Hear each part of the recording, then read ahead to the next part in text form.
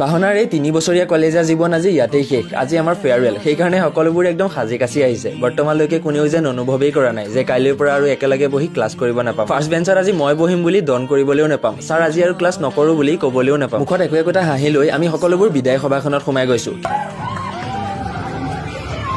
কিবা এটা যেন ভাল লগা নাই। এই 3টা বছৰৰ প্ৰতিটো দিন এতিয়া মোৰ চকুৰ আগত ভাহি আহিছে। হাঁহি ধেমালিৰ মাজেৰে ইহঁতবোৰৰ লগত আজিৰ দিনটো কেনেকে পাৰ হৈ গ'ল গমেই নাপালো। সকলোৱে কৈছে যে আমি লগ পাই থাকিম, কিন্তু চাগে হোৱাটছএপৰ মেছেজ অথবা একো একোটা ফোন কলৰ মাজতেই সীমিত হৈ ৰ'ব আমাৰ বন্ধুত্ববোৰ। বাৰু ভালে থাক সকলো। শ্ৰদ্ধাৰ ছাৰসকল লগতে জুনিয়ৰসকলক ধন্যবাদ ইমান ব্যস্ততাৰ মাজতো আমাক এই স্মৰণীয় দিনটো উপহাৰ হিচাপে দিয়াৰ বাবে।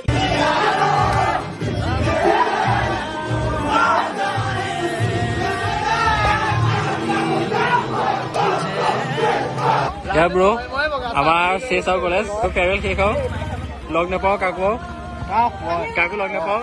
এইটো নল ভাই আৰু এইটো মই।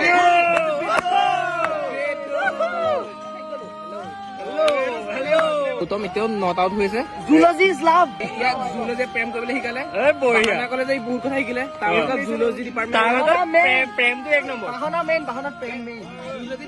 জুলজি ডিপাৰ্টমেণ্ট নহয় তাত